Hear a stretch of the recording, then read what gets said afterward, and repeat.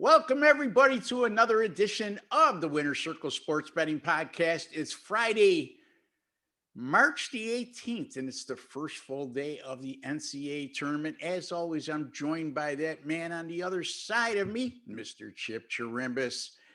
Chip's been around forever and a day in the sports betting industry, and there's a reason why he's been around that long. It's because he wins on a consistent basis.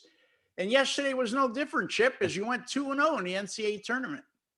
Yeah, I love that. I told you I had a great feel for that UCLA Michigan State game. And though it goes overtime and I was trailing by 14, one thing you and I know, we get paid on the final score. And I thought that UCLA was the side the entire time. I wasn't going to get off it. And fortunately, they came through in overtime. And it's great to get off the 2-0 start in the NCAA, and here we are now, the first full day on a Friday, and more to come this weekend. I'm really excited about it, Ross. We've always talked about the big games and the big money, and it doesn't get any bigger in college basketball than this. This is the NCAA tournament, and so I'm really excited about it. And we have another free winner for people on Saturday. We're doing this on Friday, of course, but we have a free winner here today on Saturday's game. So. It's I woke up with a smile today, Ross. I can tell you that. Well, that's a good thing. And what Chip's referring to, and I'm going to make this assumption, okay, is what he's referring to when he had the 14-point lead. And, we get paid on the final score.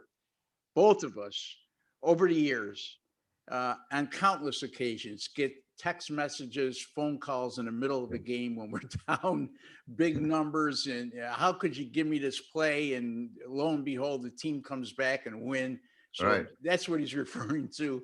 And unfortunately, it's part of the business, but some people just never learn. It's a 40-minute game in college basketball, Right. 48-minute game in the NBA, 60-minute game in the NFL and college football. You got to let it all play out. And, Right.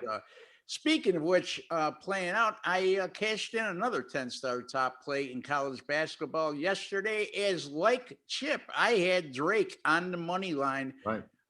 Come from they looked terrible in the first half, down 10 with 9 minutes to go, stormed back to win, made it a lot more exciting at the end than they should have, as they had that 4-point lead on two times in the last 45 seconds. They had a 4-point lead and the ball and turned it over, then missed that key front end of a one-on-one with 5 seconds to go. And thankfully, there was a missed 3-point opportunity, and we came away with the win. Anyway, Chip, this is my favorite time in the NCAA tournament. Yeah. And I don't know how you feel, but there's something about the first two rounds first round, I should say, the first 2 days, Right. the first full 2 days of the NCAA tournament that really excites me, because there's always that Cinderella team that pulls an upset, and games that go down to the wire. And you love to see these teams from smaller conferences get an opportunity on a big stage, and then on occasion shine on that big stage. And I don't know how you feel about that, but I certainly am looking forward to the next 2 days.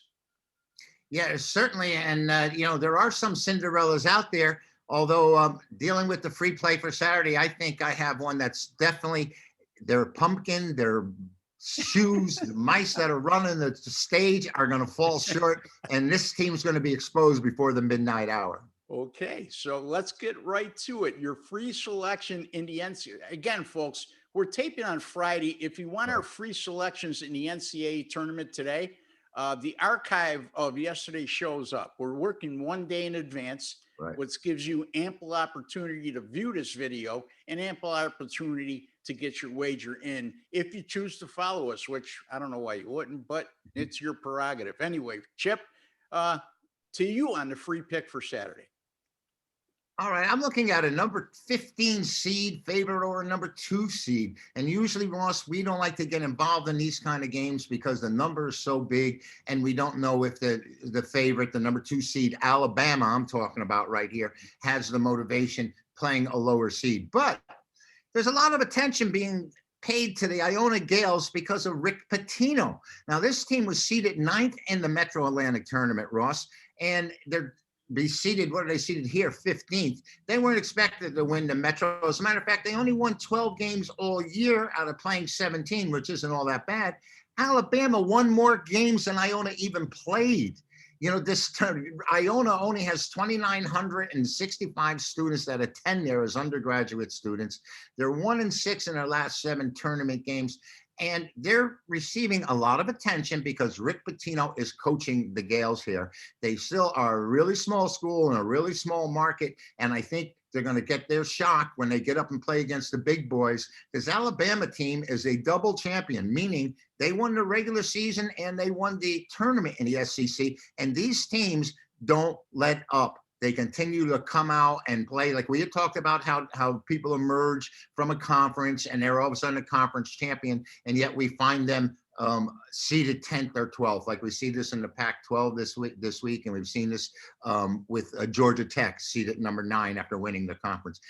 In this case here, Alabama belongs where they are. They were one of the best teams in the entire country. We saw them have such a great run where they went 10, 12 games, Ross, where I think they were shooting close to 50% from the 3-point range.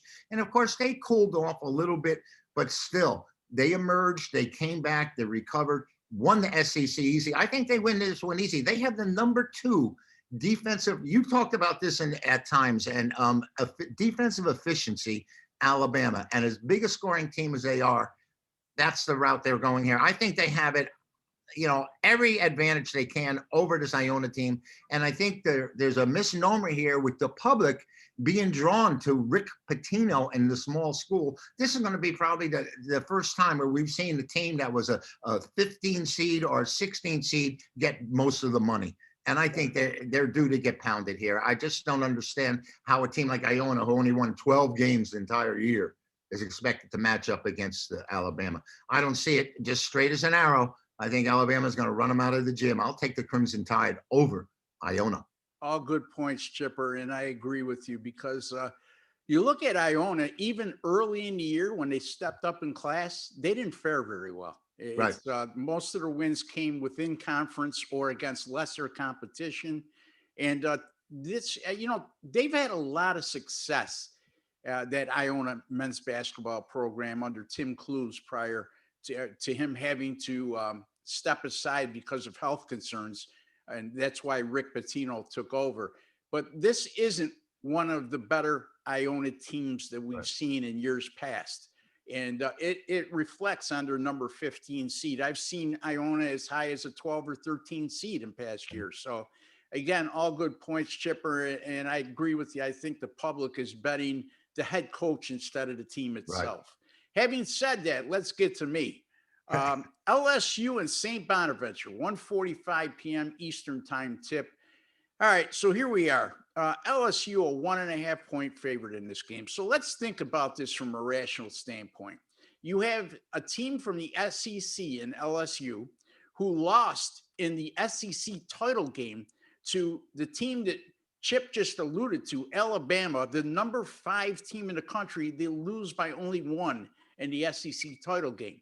Now they're just a 1.5 point favorite against the Atlantic 10 champion St Bonaventure Bonnies, who really didn't face anybody in non-conference action that I could allude to and say, well, look, they stepped up in class here and they fared very well. However, here's what I see, Chip.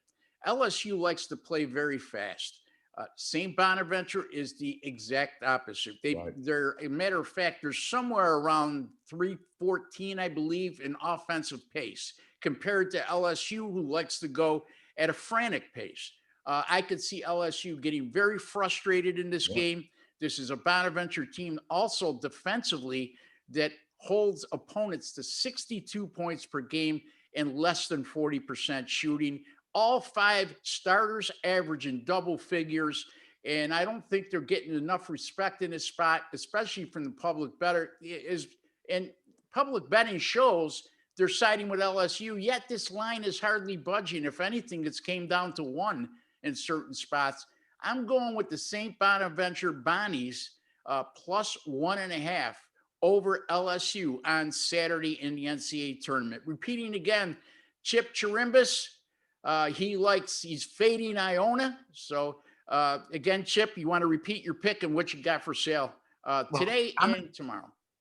all right. I'm going to take this Alabama. I'm going to lay it here. I think that it's a misnomer for Iona even to be where they are here. And by the way, I don't think you're making a homer's pick with this St. Bonnie's. I can tell you that. I Yeah. think they're the right side here. I think the number indicates it. And you made a great point about them losing by 1 to the SEC champion, the number 5 or 6 team in the country, and Yeah. only being a 1-point favorite here.